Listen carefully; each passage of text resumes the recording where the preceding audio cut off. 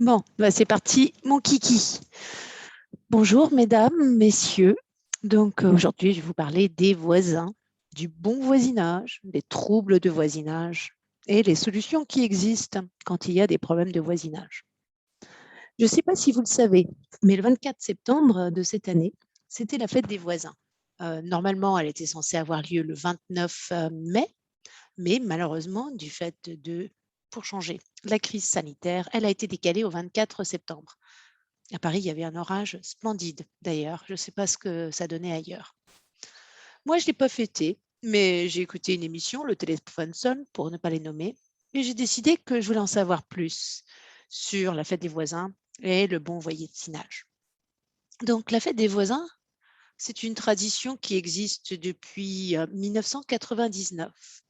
Elle est née dans le 19e arrondissement de Paris, à l'initiative de M. Athanas Périfan, un conseiller municipal du 17e arrondissement. Parce que dans son arrondissement, on avait trouvé une femme âgée décédée depuis 4 mois et dans son appartement et personne n'avait remarqué sa disparition. Afin d'éviter que de telles situations aussi tragiques ne se reproduisent, M. Périfan a décidé d'organiser la fête des voisins afin de faire qu'on se connaisse tous entre voisins, de créer un lien. Et ça a été un véritable succès. En 2003, la fête des voisins s'est étendue jusqu'en Belgique, où 10 villes de la Belgique ont fêté la fête des voisins. En 2004, on a créé la journée européenne des voisins. Et là, la fête s'est étendue à 150 cités européennes. En 2009, la fête des voisins a obtenu le parrainage du Parlement européen. Et de nos jours, on la fête dans le monde entier. Personnellement, moi, je pense que c'est une bonne idée. Ça crée du lien, on apprend à connaître les gens qui vivent à côté de nous parce que nos voisins vivent à côté de nous. Il n'y a personne de plus proche de nous, en fait, physiquement. Et sincèrement, juste un bonjour, un au revoir, une bonne journée, c'est pas grand-chose. Les bons voisins, c'est un trésor. On peut créer de véritables liens d'amitié avec des voisins ou comme une amie qui file actuellement le parfait amour avec son voisin, on peut même trouver l'amour.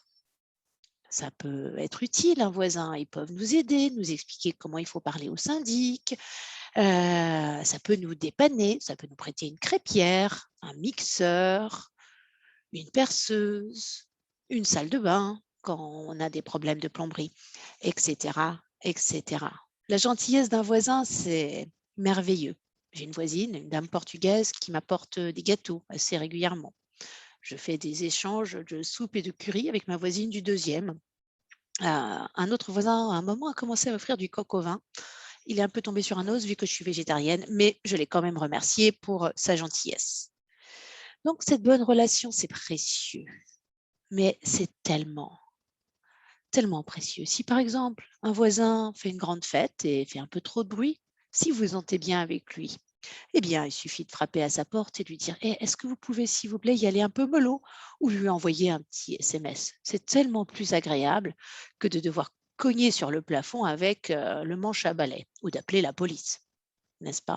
Donc, voilà, mon premier conseil pour les relations avec les voisins, c'est de maintenir de bonnes relations, de garder le dialogue. Je dis premier conseil parce que malheureusement, les problèmes de voisinage, moi, je connais. Ça a commencé quand j'ai emménagé à Paris, il y a une vingtaine d'années.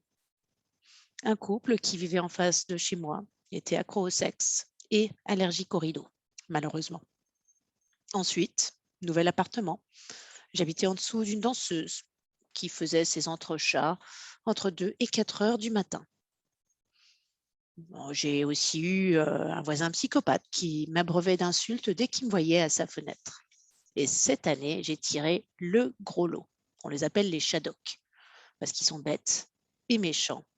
Et qu'en plus, ils pompent les pneus de leur voiture ventouse dans la cour commune tous les dimanches matin. Ils n'ont pas encore compris que les pneus étaient crevés. Donc voilà, j'ai beaucoup de conseils à vous donner quand il y a des problèmes de voisinage. Il faut maintenir le lien au maximum. Essayez de trouver une solution à l'amiable avant de passer à quoi que ce soit d'autre. Il faut toujours respecter le droit, car si vous tombez dans l'illégalité, vous avez perdu. Si vous, qui êtes charmant, poli, serviable, discret, tombez sur des malotrus, grossiers et désagréables, je vous conseille de rester charmant, poli, serviable et discret, du moins en public ou par écrit. S'il n'y a que vous deux, vous pouvez vous permettre un petit je t'emmerde, ça passe. Un autre conseil, gardez toutes les preuves, notez tout, prenez des photos, ça peut servir.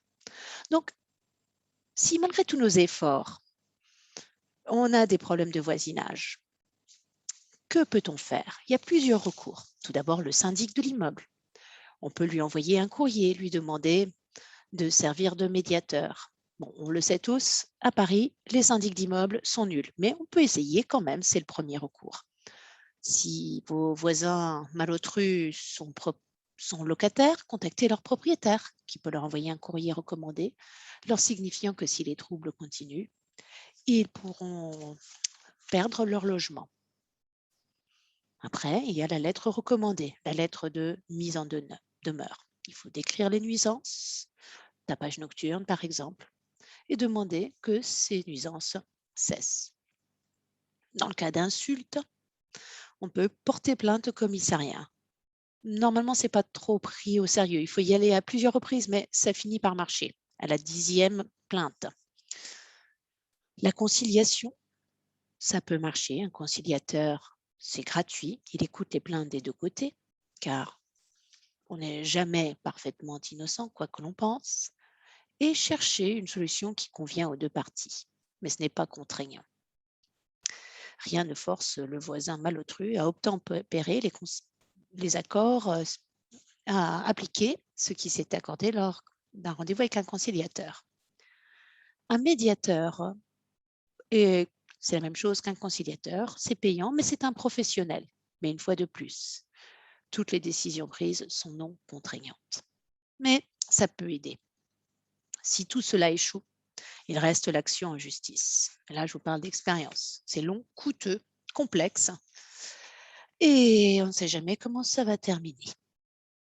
Mais au moins, les décisions sont appliquées, parce que c'est le droit, tout simplement. Donc, je vous conseille vraiment d'essayer de trouver une solution amiable.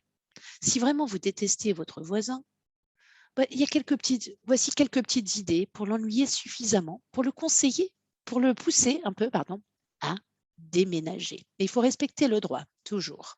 Mais voilà, peut-être que si vous appliquez quelques-uns de mes conseils, il se décidera à partir. Si vous habitez en appartement, je vous conseille déjà la mauvaise musique. Si votre voisin est fan de rock, eh bien, mettez du Rhythm and Blues. S'il aime la musique classique, c'est la techno hardcore qui fonctionne. Ou si vous avez des enfants, offrez-leur donc une trompette et encouragez-les à jouer dès que vous sortez. Vous pouvez également, plus discret, mais bien plus agaçant, mettre des carillons devant la fenêtre que vous ouvrirez systématiquement quand vous sortez pour faire un courant d'air.